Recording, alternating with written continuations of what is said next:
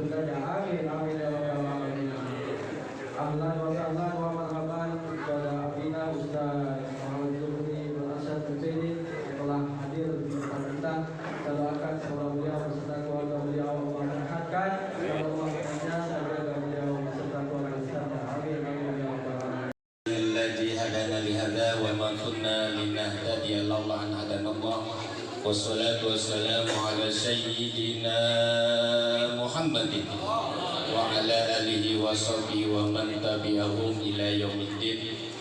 Laqad ja'akum rasulun min anfusikum azizun 'alaihi ma anittum harisun 'alaikum bil mu'minina raufur rahim. Fa in tawallaw fa qul hasbiyallahu la ilaha illa huwa tawakkaltu wa huwa rabbul 'arsyil 'azim. Shadaqallahul 'azim. Amma ba'd. Pertama tentunya kita bersyukur kepada Allah atas segala karunia Allah yang Allah berikan, terutama diberikan nikmat sehat walafiat sehingga bisa hadir di Mushola Bani Ayub dalam acara Maulid Baginda Rasul yaitu Nabi kita Muhammad Sallallahu Alaihi Wasallam.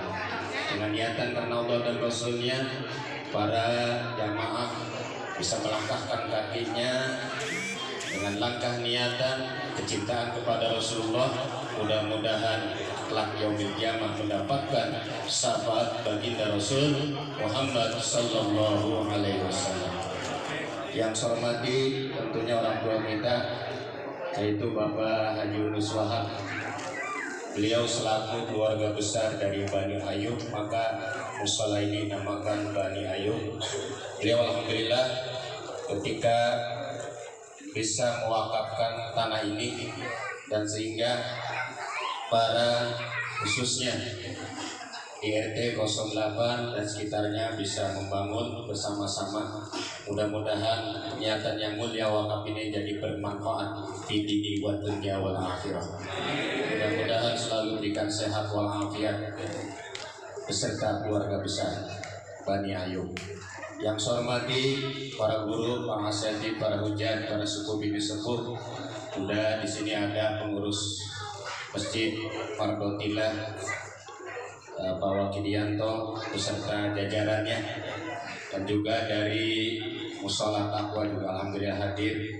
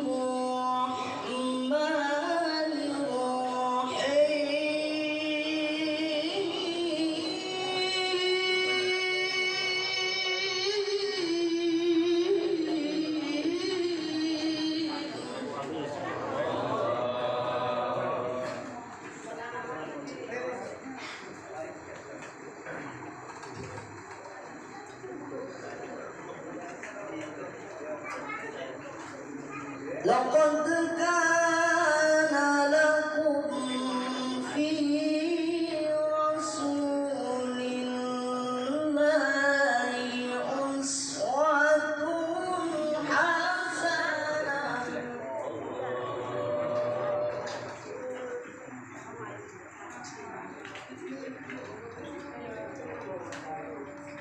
لقد كان لكم في رسول الله أسوة حسنة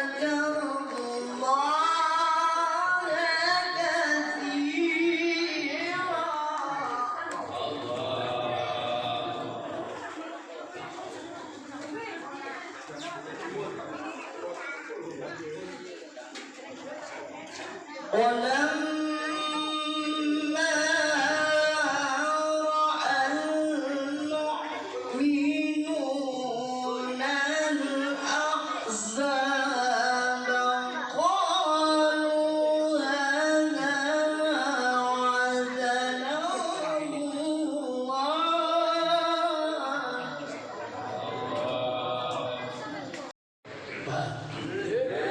Suaranya rendah amat, mentang-mentang suaranya saya pelan, jawabnya pelan.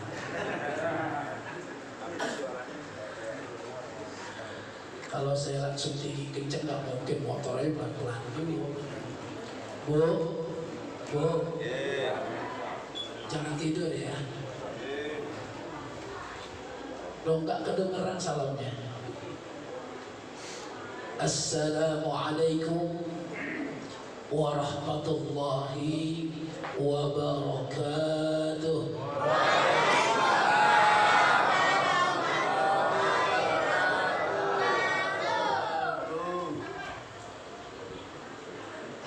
Saya doakan yang jawab salam, Allah panjangkan umurnya,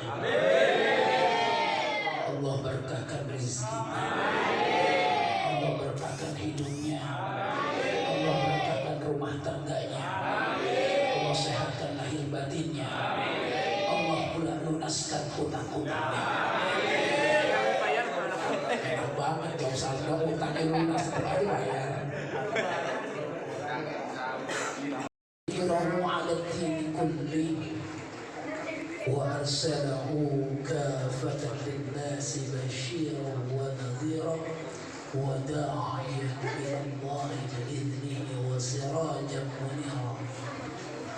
أشهد أن لا إله إلا الله وحده لا شريك له، وأشهد أن سيدنا ونبينا محمدا عبده ورسوله.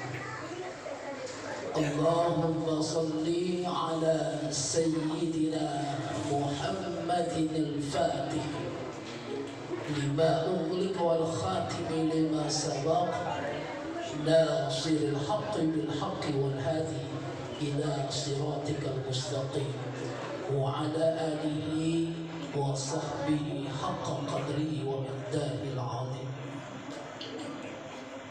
أما بعد، قال الله تعالى في القرآن الكريم: أعوذ بالله من الشيطان الرجيم، بسم الله الرحمن الرحيم، وما أرسلناك إلا رحمة للعالمين. قال النبي صلى الله عليه وسلم: إنما بعثت لأتمم مكارم الأخلاق. Sadaqallahul azim. Hadirin kiram wal muhtaramin, khususan para habaib, para asatidzah, para hujjaj, para alim ulama, para tokoh masyarakat, para sepuh, wabil khusus DKM Musolah Bani Ayyub, jamaah Nahdlatul Ulama beserta jamaah ibu-ibu, remaja, dan juga saya ucapkan terima kasih kepada saudara pengatur acara. Kita berdoa dan mengharap semoga Allah Subhanahu wa Ta'ala memberikan rahmat kepada kita sekalian. Amin. Maulid Nabi besar Muhammad Rasulullah Sallallahu Alaihi Wasallam. Tentunya harapan dan doa kita semoga berkumpulnya kita di tempat ini senantiasa membawa keberkahan dan keridhaan Allah Subhanahu wa Ta'ala. Amin ya rabbal alamin. Salawat beserta salam semoga Allah senantiasa limpahkan kehadiran baginda Nabi besar Muhammad Rasulullah Sallallahu Alaihi Wasallam, berikut keluarga dan para sahabatnya, dan mudah-mudahan juga sampai kepada kita selaku pengikutnya, khususnya hadir pada malam hari ini senantiasa mendapatkan syafaat dari Nabi Sallallahu Alaihi Wasallam. Amin ya rabbal alamin. Hadirin, baru perdana ya Bani Ayyub ya. Kalau saya yakin meskipun ini baru pertama kali, tentunya ini merupakan asar daripada orang tua kita, guru-guru kita, ulama-ulama kita yang berada di wilayah ini, yang sudah tidak ada, tapi mereka dahulu pernah menyelenggarakan peringatan Maulid Nabi besar Muhammad Rasulullah Sallallahu Alaihi Wasallam. Oleh karena itu kita doakan semoga orang tua kita yang sudah mendahului kita, semoga Allah Subhanahu wa taala tempatkan di sisi yang layak dan terima amal ibadahnya, dijadikan peringatan-peringatan maulidnya menjadi saksi diterima amal iman Islamnya dan diakui sebagai umatnya Nabi Muhammad sallallahu alaihi wasallam.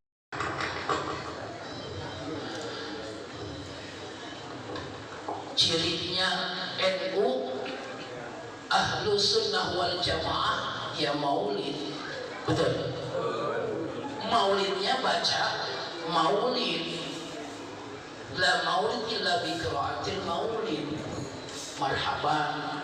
Jadi kalau ada peringatan maulid, nggak ada pembacaan maulid seperti tadi Al-Barzanji, bukan maulid. Meskipun di dalamnya ada baca Quran, ada tausiah, itu bukan maulid.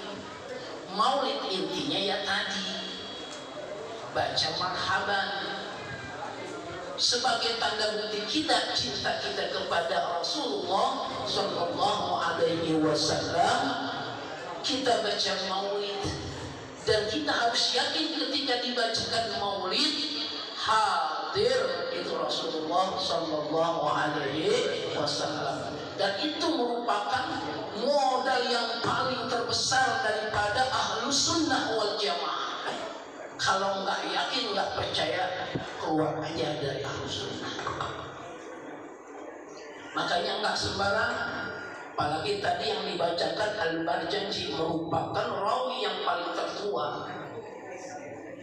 Yang paling tertua. Ada Syaraful Anam, ada Burdah, ada Ad-Diba. Sekarang ini udah banyak, ada Ad-Diya'ul Lami, Simtuduran, dan sebagainya. Ya.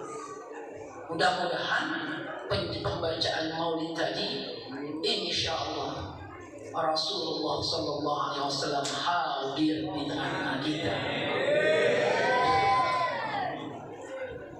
Peringatan maulid Nabi besar Muhammad Rasulullah Sallallahu Alaihi Wasallam yang kita adakan pada malam hari ini adalah sebagai tanda bukti kita cinta kita kepada Rasulullah. Kenapa kita harus buktikan cinta kita kepada Nabi?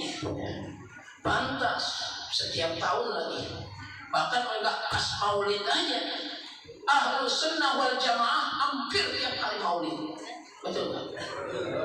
Ini Rabiul Awal nih masih, betul. Rabiul Mustaqim masih ada nggak? Masih. Ada yang ada ini Jumadil Awal, ada yang ada di Jumadil Akhir. Satu hari lagi mau Rajab masih ada yang maulid. Bahkan peringatan Isra wal Mi'raj yang Nabi besar Muhammad Sallallahu Alaihi Wasallam saja tetap dibacakan maulid. Kalau orang nggak ngaji aneh. Maulid kan bukannya 12 Rabiul Awal aja dibaca, kok ini hampir tiap hari, kadang-kadang tiap malam Jumat di masjid-masjid, di musola-musola dibacakan maulid. Kalau orang ngaji ya tahu. Hadirin jamaah rahimakumullah. Kalau kita cinta kepada Rasulullah, kira-kira Rasulullah cinta sama kita? Cinta sama kita?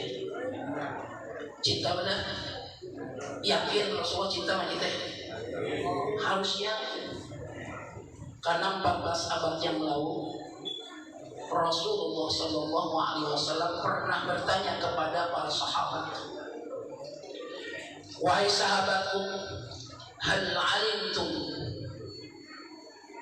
man a'jabul khalqi iman? Rasulullah bertanya sama para sahabat, wahai para sahabat, apakah kalian tahu siapakah yang takjub keimanannya di antara makhluk-makhluknya Allah Subhanahu wa taala? Para sahabat menjawab, pasti malaikat-malaikatnya Allah ya Rasulullah. Kata Rasulullah, kalau malaikat mah pantas, karena mereka itu panitia-panitianya Allah. Betul. Kalau Allah mengadakan satu peristiwa, pasti itu yang bekerja malaikat. Makanya panitia-panitianya Allah itu malaikat. imannya lebih hebat karena langsung hubungan dengan Allah.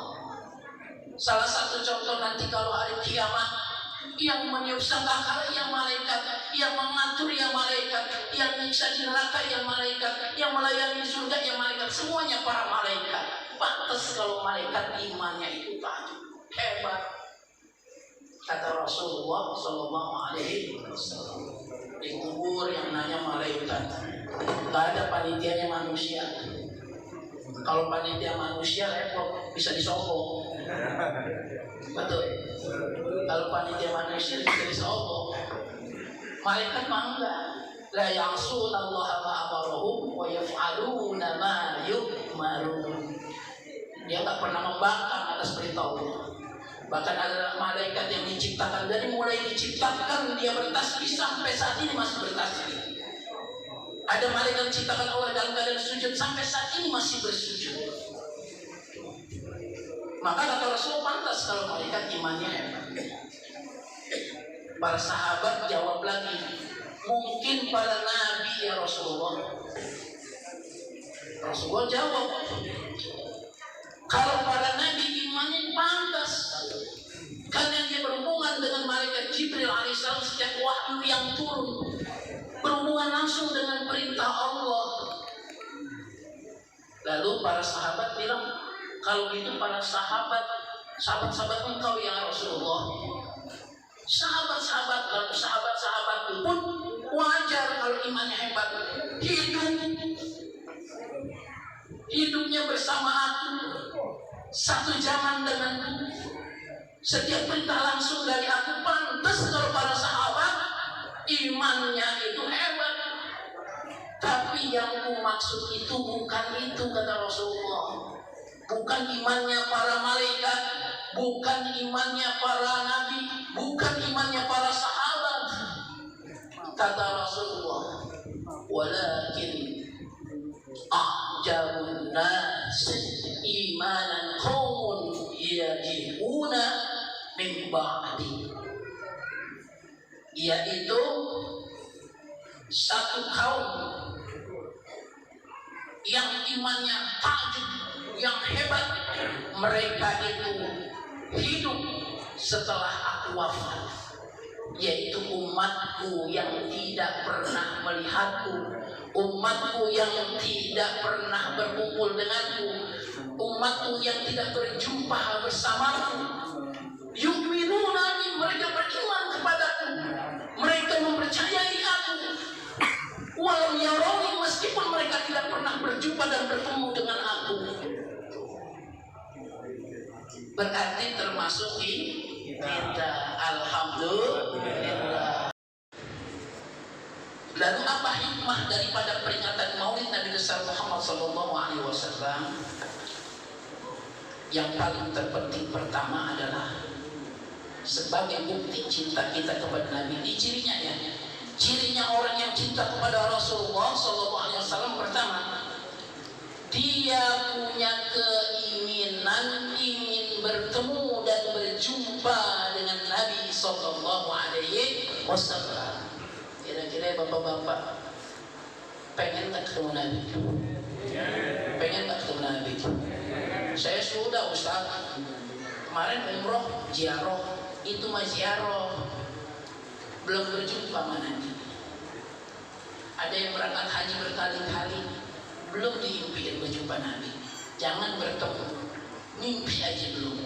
Umrah juga berkali-kali, ziarah berkali-kali, belum tentu dia bermimpi berjumpa dengan Nabi SAW. Tapi bagaimana caranya? Keinginan kita, hasrat kita rindu kepada Nabi SAW. Sebagaimana kita mencintai seseorang, kalau udah kenal, udah cinta, kita mau berkorban apa saja yang kita punya, betul? Bahkan kita lebih pengen ketemu sama orang yang kita cintai, betul kata? Betul kata? Makanya ke situ lihatnya.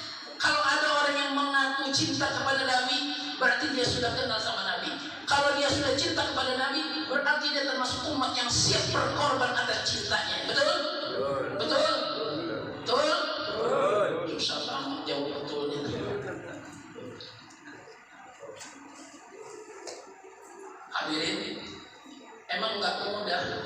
Jangankan berjumpa dengan Nabi, mimpi aja kita jarang-jarang 1001, bahkan sampai barangkali sampai wafatnya kita, wallahu a'lam, kita bisa dimimpikan berjumpa di dalam mimpi kita di depan Nabi. Tapi barangkali pada malam hari ini saya sampaikan ada satu kisah, mudah-mudahan bisa diamalkan.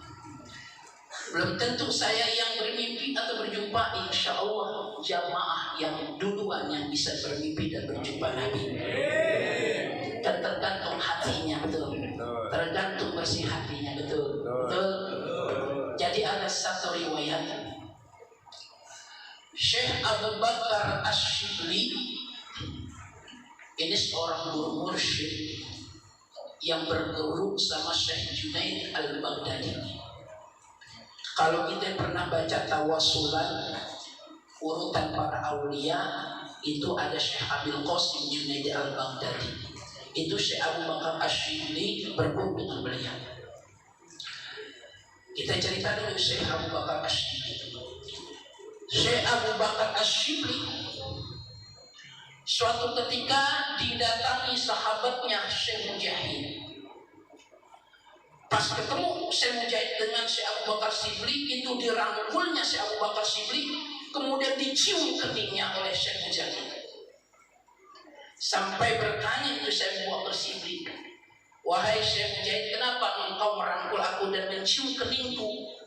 Dijawab oleh Syekh Mujahid, aku merangkul mencium kening engkau wahai Syekh karena aku bermimpi Rasulullah Sallallahu Alaihi Wasallam memeluk dan mencium keningmu.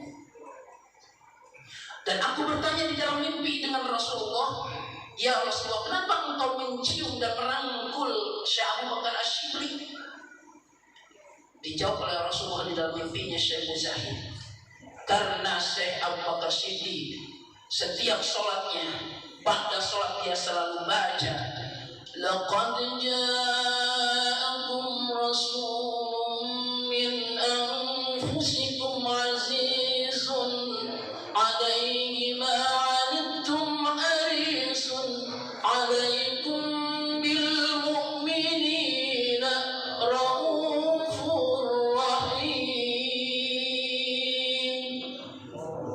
fa in tawallaw faqul hasbiyallahu la ilaha illa huwa alayhi tawakkaltu wa huwa rabbul arsyil azim. Itu yang dibaca Syekh Abu Bakar Ash-Shibli kata Rasulullah Sallallahu Alaihi Wasallam. Tetapi ditambahkan hadirin, setelah baca ayat itu, dua ayat terakhir surat At-Taubah, ini dua ayat terakhir surat At-Taubah, ditambah sholawat sallallahu alaika ya Muhammad. Di dalam keterangannya tidak dijelaskan bacanya itu berapa kali. Tetapi sebagian ulama yang pernah saya terima ijazah dari para guru alim ulama, baca surat ini, dua ayat terakhir laqad ja'akum itu 7 kali ba'da subuh dan ba'da maghrib. Tapi di riwayat ini setiap sholat dibaca, tapi jumlahnya tidak dijelaskan. Ditambah dengan sholawatnya sallallahu alaika ya Muhammad. Baca inilah yang menyebabkan Syekh Abu Bakar Ash-Shibli dapat ciuman dari Rasulullah Sallallahu Alaihi Wasallam. Mudah-mudahan juga kepada kita. Amin. Sallallahu Alaihi Wasallam yaitu menjalankan sunnah-sunnahnya. Banyak sunnah-sunnahnya, ya. Sholat tahajud, sunnah Nabi. Meskipun beratnya luar biasa, itu sholat sunnah tahajud. Ada satu kitab diriwayatkan itu memang kalau buat kita sunnah, tapi untuk Nabi wajib. Sholat duha, sholat rawatib, baca Quran, zikir habis sholat, itu sunnah-sunnah Nabi. Jangan dibilang bid'ah habis sholat, baca zikir yang keras, yang zahar, dibilang bid'ah. Itu cirinya ilmu. Cirinya ahlus sunnah wal jamaah gampang. Habis sholat zikirnya jahat. Astaghfirullahaladzim, astagfirullahaladzim, terus sampai doa. Zahar itu ciri daripada ahlus sunnah wal jamaah. 4 cirinya. Banyak lagi, terutama jangan tinggalkan masjid. Itu sunnah Nabi. Apalagi di musola kita nih, Masya Allah, Robi belum rampung-rampung. Katanya kita cinta Nabi. Cinta sama Nabi? Cinta sama Nabi? Jawab aja sih Pak, takut amat. Cinta nggak sama Nabi? Kalau cinta sama Nabi, lihat kebiasaan Nabi. Ketika hijratul Madinah, yang pertama kali bangun rumah Nabi, masjid Nabi. Rumah apa masjid? Masjid. Kalau kita memang benar cinta sama Nabi, yang pertama kali kita utamakan adalah masjid, musola, rumah Allah. Itu baru cinta sama Nabi. Katanya kita pengen masuk surga, pengen dikumpulkan sama Nabi. Tuh. Makanya ada peringatan Maulid yang ditosnya kayak begini kan. Bagus untuk membuka daripada mata hati batin kita supaya kita cerah. Oh iya, betul. Betul. Masya Allah, masa si jamaah satu kampung begini banyak musola kagak kelar-kelar. Bisa sebulan kelar? Bisa enggak? Insya Allah aja jangan orang penyot. Amin.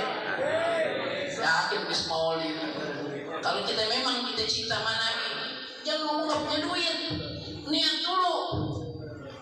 Niat dulu minta sama Allah. Ya Allah, minta sama Allah. Ya Allah, aku cinta sama Nabi. Aku ingin ikuti jejaknya Nabi. Kulihat musola rumah engkau ya Allah, belum rampung-rampung. Masya Allah, padahal nih kalau satu bata aja kita tanam di tempat ibadah, mengalir sampai kita mati, itu tuh mengalir terus. Tuh. Ini mah kita seringnya investasinya ke bank mulu sih. Hampir tiap hari ke bank. Seminggu sekali nabung 500.000 ke bank. Betul nggak? Masuk datang lagi minggu depan 1 juta. Minggu depan datang lagi 1 juta. Datang lagi ke BCA BRI itu sampai 1 bulan jutaan itu tabungan kita. Padahal mah duit yang ditabung di bank kagak nama-nama. Betul. Kadang nama-nama. Bahkan kepotong. Betul nggak? Iya. Kadang-kadang kita nabung nafsu bunganya baru bunganya dunia kalah bunganya akhirat. Padahal Allah udah terangkan tuh. Bunganya dunia, bunganya bang kalah sama bunganya akhirat. Terus kagak nih?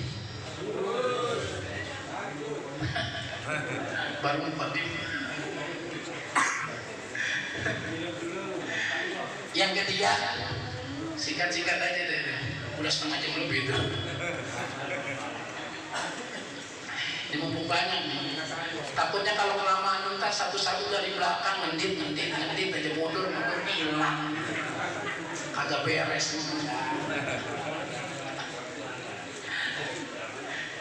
Ngaji mas sebenarnya kalau salah lama setengah jam udah cukup gitu. Cuma kebangetan nonton bola aja udah setengah jam. Ngaji setengah jam doang. Setahun sekali lagi Maulid. Dan kita terusin sedikit lagi. Yang ketiga hadirin, ciri daripada tanda cinta kita kepada Nabi SAW adalah membaca sholawat.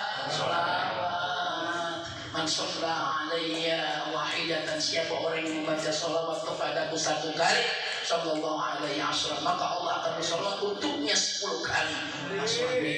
Apalagi tadi baca Al-Baqarah, sholawatnya berapa kali itu? Tuh kayak ibu-ibu sholawat mah, pokoknya bunyinya sholawat. Irama ragamnya mau gimana aja, mau pakai lagu Jabra yang apa yang disolawat. Nah ada kalimat muja kan, iya ya Rasulullah salamun alaik ya rafi'a syahri wa daraji afata ya jiratal alami ya Allah ya uhailal judi wal karami ya Allah ya Allah ya Allah. Nah daripada ya Jabra Solawat ke solawat gimana aja, ragamnya bagaimana aja, udah banyak ragam-ragam. Tapi yang sopan ragamnya, yang enak, yang syahdu, baca solawat. Apalagi di malam Jumat, disaksikan berlipat-lipat ganda ini baca solawat. Makanya salah satu bukti cinta kita kepada Nabi SAW adalah orang yang selalu baca sholawat. Bahkan kata Nabi, sesungguhnya nanti di hari kiamat orang yang bersamaku yang paling dekat denganku adalah mereka yang banyak bersolawat kepadaku. Kayaknya jangan pelit-pelit sholawat, ya kan? Habis sholat, sholawat 10 kali, minimal 10 kali, kalau bisa 100 kali. Jadi sholawat, sallallahu alaihi Muhammad, sallallahu alaihi Muhammad, boleh seperti itu, apa saja, jangan sampai hilang. Karena segala sesuatunya yang memudahkan hidup kita itu sholawat. Bahkan ibadah kita tanpa sholawat tertolak. Ditolak ibadah kita kalau nggak ada baca sholawat, nggak ada sholat. Doa tanpa sholawat ditolak, nggak sampai.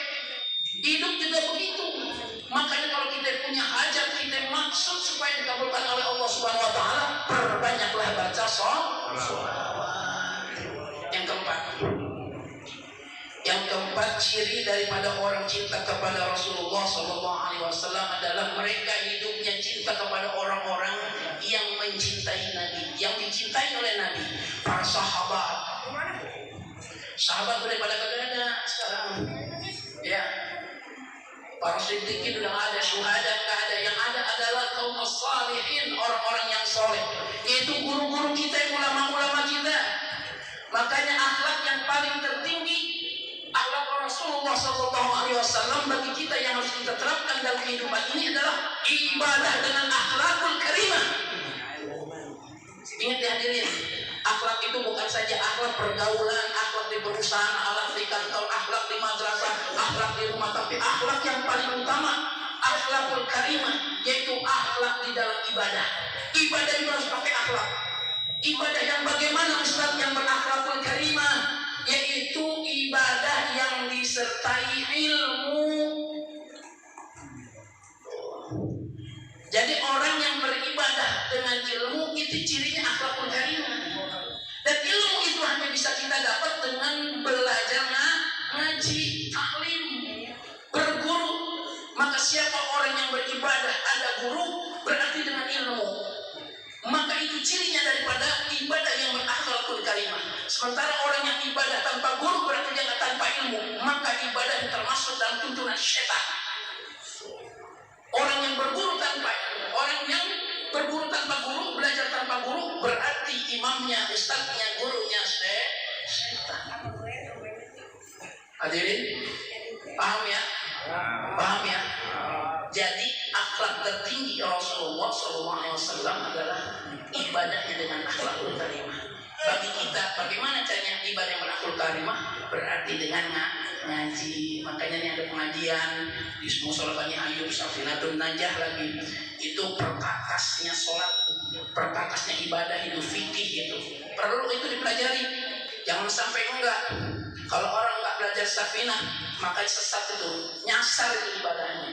Tanpa guru, bagaimana niatnya, bagaimana wudhunya, bagaimana sholatnya, bagaimana tawaruknya, bagaimana iftirosnya, banyak yang harus diberesin.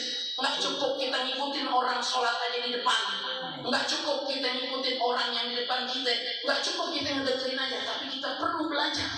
Ustaz, kalau saya udah tua, gimana nggak paham? Belajar terus. Siapa orang yang sampai akhirnya, akhir hayatnya, dia belajar ilmu, dia mati dalam keadaan belum paham tentang ilmu, maka dia hukumkan termasuk orang yang beribadah dan berilmu. Amin. Amin. Ada bapak nih bisa baca Quran contoh. Gimana caranya bacaan sholatnya biar benar? Minta sama guru, dituntun hafalan, jangan diam aja. Sebab kalau kita ibadah tanpa ilmu tertolak. Ibadah yang tidak didasari dengan ilmu dan guru tidak akan jadi amal, hadirin. Sementara kita sholat pengen dapat amal jadi pahala, tapi ibadah yang tidak disertai dengan ilmu dan guru itu tidak akan jadi amal. Ibu-ibu rajin ngajinya, bapak-bapak juga harus rajin ngajinya. Ya. Guru sebagai penuntut, ya kan? Sekarang mah kebanyakan gurunya Google, gurunya Google, kitab Google, kamus Google, boleh aja buka Google kalau buat sekedar tambahan wawasan, tapi nggak jangan jadi Tapi kalau kita nggak tahu nyasar, kita nanya sama Google bisa dijawab apa enggak? Kalau kita ngaji ada guru, kalau kita nggak paham bisa kita tanya. Paham? Nah itu. Jadi mulai sekarang bapak-bapak dan ibu-ibu yang belum ngaji, ngaji.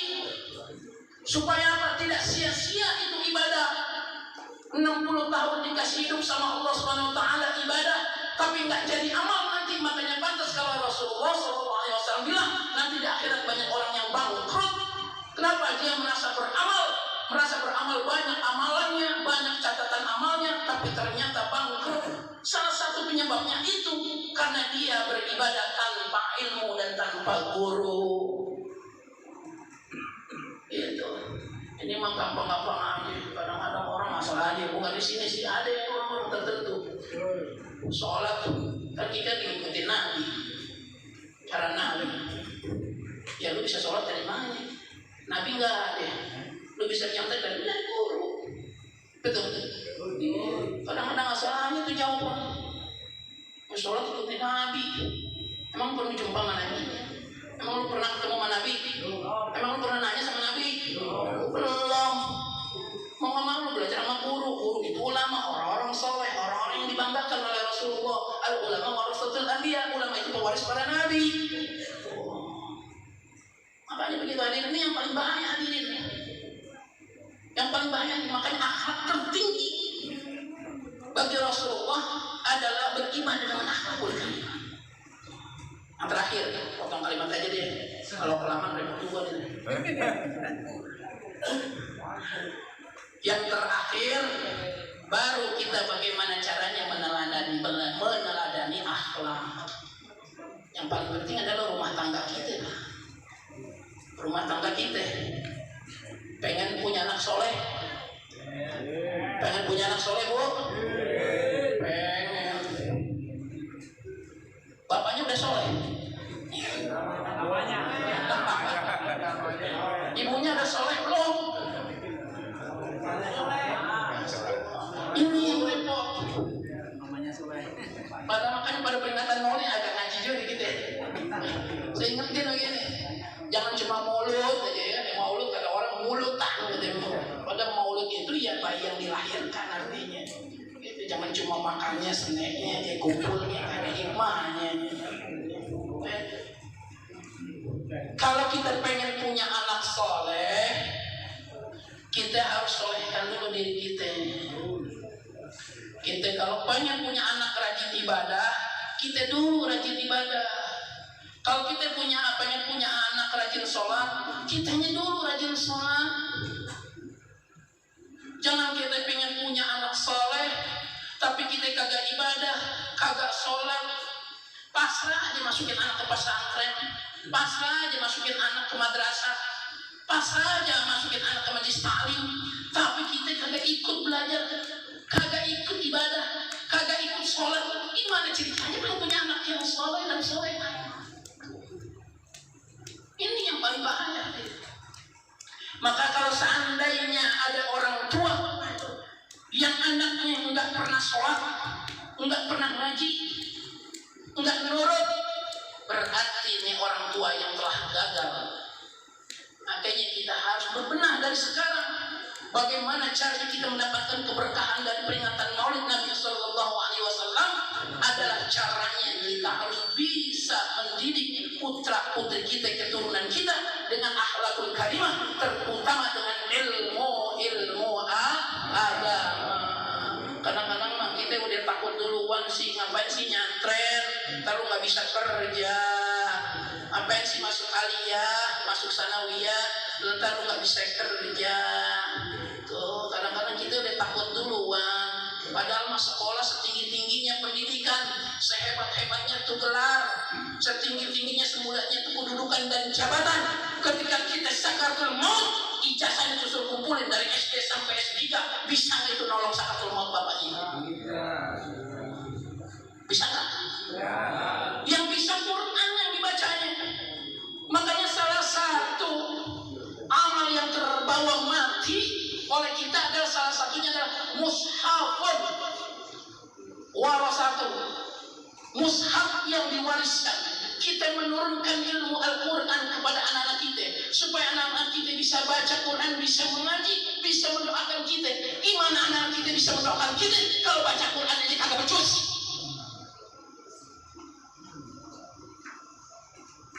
Kalau Sakaratul Maut bisa nolong tuh S2-nya, S3-nya, SMA-nya, SMEA-nya, ijazahnya.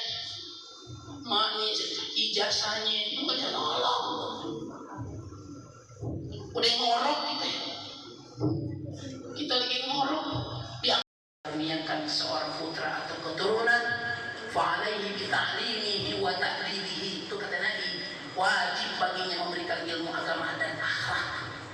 Akhlak yang paling penting. Biar tuh anak punya ilmu setingkai apa, kalau nggak berakhlak hancur. Betul nggak? Ada orang jabatannya tinggi, ilmunya tinggi, kalau orang nggak pernah ngomong sama tetangga, ada kagak? Ada nggak pernah nyapa sama tetangga? Ada. Banyak. Tapi kalau kita muliakan tuh anak dengan terlebih dahulu dengan akhlakul karimah, insya Allah biarpun ilmunya tidak tinggi, tapi dia berakhlakul karimah, dia pandai-pandai bertetangga dan menyapa saudaranya. Betul?